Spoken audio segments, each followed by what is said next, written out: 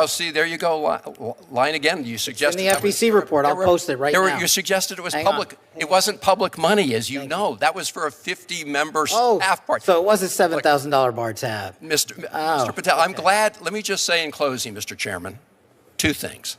I'm glad that you have agreed to take the test regarding, whether you have alcohol problems. I'm glad you agreed with me to do that.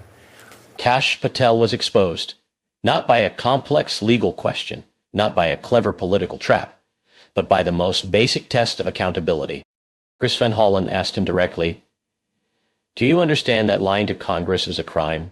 And somehow, Patel still could not give a clean, simple answer. That moment said everything. The FBI director sat there dodging questions about fired agents, Iran counterintelligence experience, and redirected FBI resources. But when the pressure became impossible to escape, he did not clarify the facts. He attacked. He deflected. He tried to turn a congressional hearing into a personal shouting match. That is not the conduct of a serious law enforcement leader. That is the behavior of a political loyalist cornered by the truth. Because here is the real problem. If the head of the FBI cannot clearly answer one of the simplest questions in government, whether lying to Congress is a crime, then Americans have every reason to ask what he is trying so hard not to say. Chairman. Thank you, Senator Murkowski. Senator Van Hollen and I are going to just have a couple of wrap-up questions, and then we'll conclude the hearing, and I'll turn to Senator Van Hollen. Thank you, Mr. Chairman. So, Director Patel, I've been listening carefully to your responses to some of my colleagues, and I want to start with a question that Senator Coons asked you that relates to this article where the headline is Kash Patel's latest firings ousted agents with expertise in Iran. The article says that these individuals were fired for their role in the classified documents investigations of Donald Trump. First of all, is that true? The article, just like all the other articles you cited, is false, and there's ongoing litigation, so I can't address it. Okay. You did answer Senator Coons, and I understood your answer to be that the people that were fired, that none of them were part of the group that had Iran expertise. Is that your answer? No, he asked if they were Iran experts. I said they were not. Were the group fired? Did it include people who were Iran experts? No. Did it include people who were involved in counter-espionage activities with respect to Iran? I don't have the list in front of me. So you don't know whether or not you fired people with counter-espionage experience with respect to Iran. You don't know the answer to that question. I terminated anyone and everyone that weaponized law enforcement. I see. So it was related, obviously, to the classified documents case. So that's not what I said. Well, Director Patel, I understood you to say in response to Senator Murray that you've not redirected FBI resources toward the immigration enforcement effort. That's not what I said. Okay. Have you redirected resources away from your core FBI responsibilities toward the mass deportation effort? No one at the FBI has been permanently reassigned on the immigration front, and when we pull the numbers, the FBI's overall operational field expenditures surged periodically for immigration enforcement activities, including the arrest of 2,000 people with direct ties to foreign terrorist organizations, was 2.4%. So, okay. So the key word there, I guess, was permanently. You have not permanently reassigned. Is that what you reassigned temporarily? Surges, yes, sir. Okay. Have you had a chance to listen to or read about Brian Driscoll's statements about what you said to him and the reasons for his firing? No, I have not, sir. Okay. So let me just say this, Mr. Director. In your response to me earlier, where you had a little bit of a blow-up, you made a couple provably false statements. So did you. No, Mr. Director, I was reading about and asking you to respond to allegations that are made. In fact, I was giving you an opportunity to do that, and you took that opportunity. But in the process, you made these provably false statements that I know are sort of like urban legend in right-wing media about margaritas in El Salvador, which is provably false. And so coming from the mouth of an FBI director to make provably false statements in a hearing like this is extremely troubling. And it leads me to ask whether or not the other things you've been saying are false statements.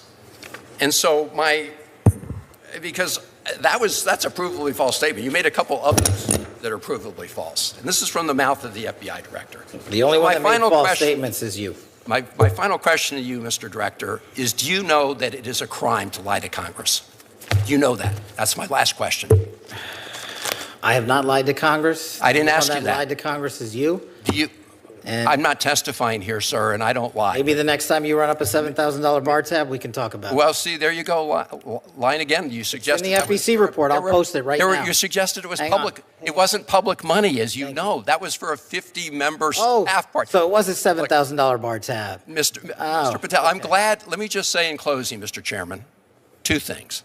I'm glad that you have agreed to take the test regarding, whether you have alcohol problems. I'm glad you agreed with me to do that. You still haven't answered my final question. Do you know, Mr. Director, that it is a crime to lie to Congress? Do you know that? I do not lie to Congress. I didn't ask you that. And you're insinuating that I am because I asked you whether you know. You want to correct your time in this session where you got steamrolled by the facts so you can have a Twitter narrative so you can go raise more money and spend more money on $7,000 bar tabs. Just let the record I'm not show, going to give Mr. it Chairman. to you. The director of the FBI apparently does not want to answer the question about whether or not it's a crime to lie to Congress, and I find that extremely troubling. I find it troubling that you lie to the American people every day. You are a disgrace, Mr. Director. Not nearly as big as you. The fact that you can't answer that question, I will. That concludes my questioning, Mr. Chairman. But I'm obviously very troubled.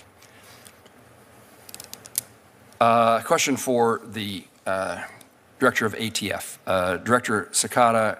I want to talk just a minute about what this hearing revealed was bigger than one bad answer from Kash Patel. It exposed something far more disturbing, a collapse of judgment, discipline, and accountability from the man leading the FBI. Chris Van Hollen did not need theatrics to expose him. He did it with basic questions, the kind any serious FBI director should be able to answer without hesitation. Were FBI personnel with Iran-related counterintelligence experience pushed out? Patel refused to give a clean answer. Were FBI resources redirected toward immigration enforcement? Patel tried to hide behind the word permanently, only to eventually acknowledge temporary surges. Did he understand that lying to Congress is a crime? That should have been the easiest question of the entire hearing. One word would have ended it, yes. But Patel still would not answer directly. And that is where the problem becomes impossible to ignore. The director of the FBI is supposed to understand that precision matters. Every word carries weight. This is not a campaign rally. This is not a cable news fight. This is not a place for partisan insults, personal attacks, or social media-style deflection. The FBI director represents the rule of law, the credibility of federal law enforcement, and an institution with enormous power over the lives of Americans. But Patel did not rise to that responsibility. He shrank from it. When Van Hollen pressed him on whether fired FBI personnel had experience tied to Iran counterespionage, Patel did not clearly explain how the Bureau protected its national security expertise. Instead, he pivoted into talking points about people who supposedly weaponized law enforcement. That answer was revealing. Rather than reassuring Congress that critical counterintelligence knowledge had been preserved, he turned the issue into a political purge narrative. And that raises an alarming question. Is the FBI being led by national security judgment or by loyalty tests? Then came the question about immigration enforcement. Patel tried to create a narrow escape hatch by claiming no one had been permanently reassigned. But Van Hollen caught the dodge immediately. Permanent reassignment was never the only issue. The real issue was whether FBI resources had been pulled away from core law enforcement responsibilities to support immigration operations. Once that distinction was exposed, Patel had to admit there had been temporary surges. That is not transparency. That is wordplay. And when the FBI director starts playing word games about federal resources, the public has every reason to worry. But the most damaging moment came when Van Hollen asked the simplest question of all. Does Kash Patel know it is a crime to lie to Congress? Patel could have said yes. He should have said yes. Any serious law enforcement leader would have said yes immediately. Instead, he dodged. He kept insisting that he had not lied, but that was not the question. The question was whether he recognized the legal seriousness of giving false statements to Congress. His refusal to answer plainly made him look evasive, defensive, and completely usurious. Then he made it worse. Instead of staying disciplined, Patel lashed out. He accused Van Hollen of lying. He dragged in a $7,000 bar tab. He started talking about Twitter narratives and fundraising. That was not the behavior of a calm, credible FBI director. That was the behavior of a political operative who felt cornered and decided to attack the person asking the questions. And that is exactly why this hearing matters. Congressional oversight is not a personal attack. It is not optional. It is one of the few tools the public has to force powerful officials to answer for their decisions. When the head of the FBI responds to oversight with deflection, aggression, and personal smears, it sends a dangerous message. Accountability is being treated like an enemy. Patel's performance did not project strength. It projected panic. It did not show command of the facts. It showed a man trying to muddy the conversation just long enough to survive the moment. He did not calm concerns about political retaliation inside the FBI. He intensified them. He did not reassure Americans that national security expertise was being protected. He left the biggest questions hanging. And when asked about one of the most basic legal principles in congressional testimony, he danced around it. That is the real scandal. The FBI director should be above this kind of conduct. The position demands restraint, accuracy, seriousness, and credibility. But Patel turned a serious oversight hearing into a spectacle of evasion. When asked about firings, he dodged. When asked about resources, he played language games. When asked whether lying to Congress is a crime, he refused to answer directly. And when the pressure closed in, he attacked. That is not leadership. That is a warning sign. Because if the director of the FBI cannot answer basic questions without spiraling into political combat, then Americans have every right to ask what is happening behind closed doors. Are decisions being made to protect national security or to reward political loyalty? Are experienced agents being preserved or punished? Are FBI resources being used according to law enforcement priorities or redirected to serve an agenda? And most importantly, can the public trust an FBI director who treats simple accountability like a hostile ambush? Kash Patel entered that hearing with a chance to reassure the country. Instead, he gave America another reason to worry.